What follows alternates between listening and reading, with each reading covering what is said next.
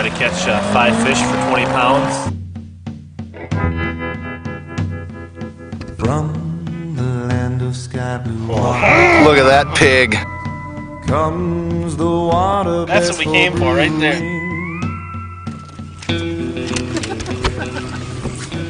You don't get excited about those kind of fish. You have no business fishing. We gotta make an adjustment. I don't know. We're gonna make a big game change to move. We're gonna go across the bay. Feels like it could be decent. First cast on the other side of the lake. Oh. Another one of our classic cookie cutter. That's why you need to make adjustments. Lindgren is on. Oh my! Uh-oh. Uh-oh. That's just a little one. The ones that get away are always small. Good adjustment. That's why we're big time tournament pros. We make on the water adjustments. We eat sandwiches and drink Mountain Dew and paddle across the bay. How are we doing on our goal? Lots of fish. A lot of small fish, but we can't get the size we're looking for. Because we are catching tons of fish, but most of them are between 13 and 15 inches. We've probably caught, has to be close to 40 fish today. But we probably only have 1, maybe 2, maybe 3 we could really use towards our 20-pound goal. We're going to try to catch 5 fish for 20 pounds. If we wouldn't have put all this pressure on ourselves, we would say we were whacking them today. Pretty much the bite you expected? Yeah, other than that, we expected better quality fish, at least mixed in.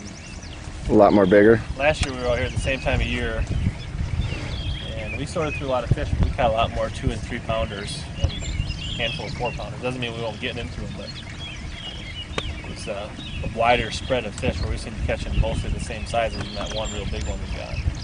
That'd be a good time for a hook set. We put the pressure of the 20-pound tournament on us, and although I think we're minutes away from making a pretty key adjustment here. I think we're going to go main lake, get out of this pocket. Hopefully to, you know, the fish shouldn't be as far along, so maybe some of the females will be either spawning or maybe pre-spawn or staging or still, you know, or if they're post-spawn, they're not as far along and they'll be hanging closer to kind of what we're looking to catch them on. How long, you think, traditionally, or with this weather pattern, that post-spawn period's going to last before the summer? 2 weeks. Well, yeah. I'd say probably 2 weeks for the most part. Mid-June, I think they'll start to set up on the deeper weed lines and things like that. You'll still have some fish hanging shallow, especially because the bluegills are starting to spawn, and a certain amount of the fish will hang and ambush those bluegills, and it's pretty popular. You don't get a lot of fish, but the fish that usually hang around the bluegill beds are usually 3, 4, 5 pounders because they're looking to catch, you know, a good big meal. So now when they start moving a little deeper, you change up your baits, still sticking with those with the ring fry, and you could, but you'd probably throw it on more of a Carolina rig or a Texas rig and fish it deeper. Get it deeper. Or something? Probably, I mean, you could use the same bait. I'd probably switch to a more of a traditional ribbon tail worm or a jig or something when I start fishing deeper.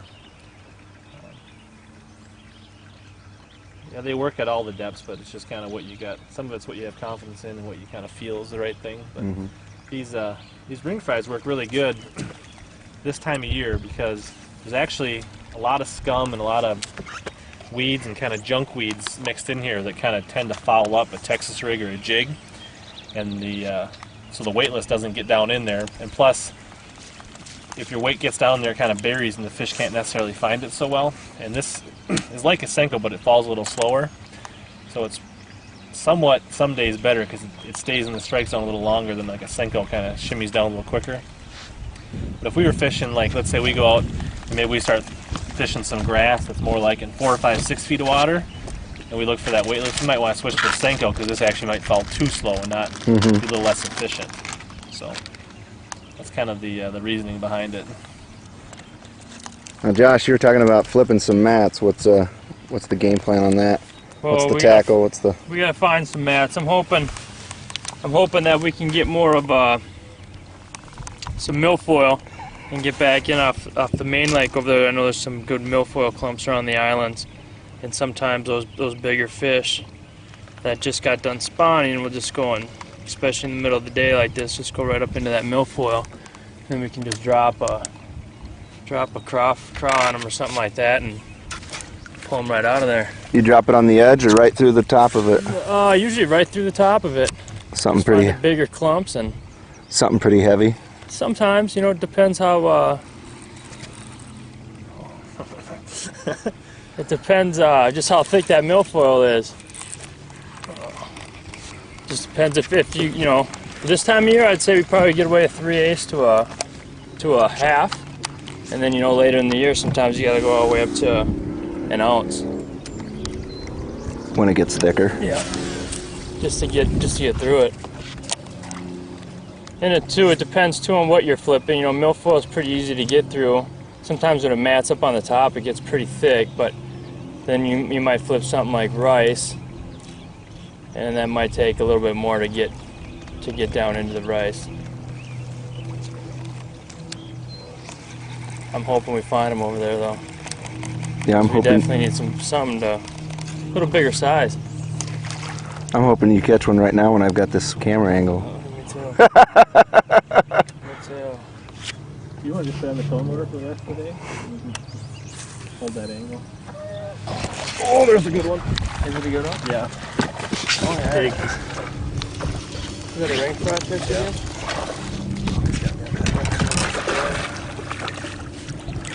Oh, that helps the bottom line. Woo!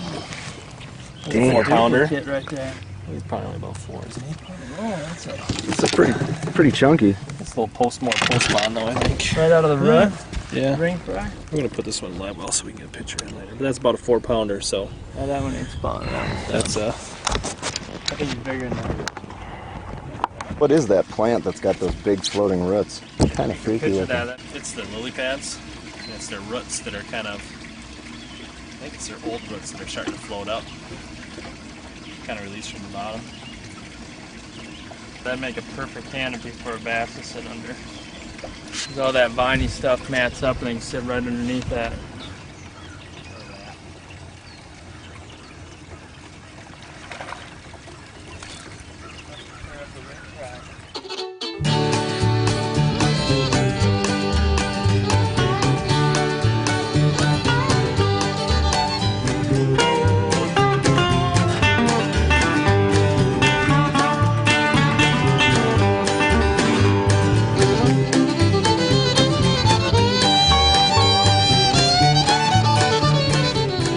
Might slow down a little bit with the sun.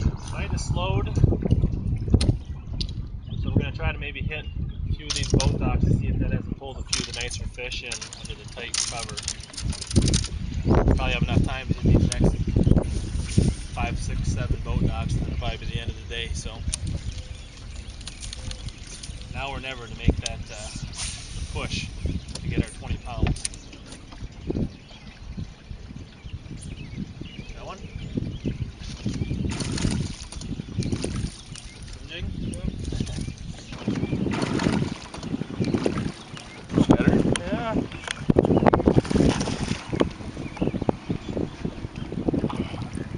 Not real big, but There's that 3D vision. yeah. Might be a little better than one we got. Take a quick peek in the box and pull the can. Maybe just made that bigger one. Yeah. Well, I ain't got nothing better to do. Pick the path adventure that we all pursue. I got no way to bought a brand new Zetco 33. Wait. That one might be a little bigger. I got plenty of time.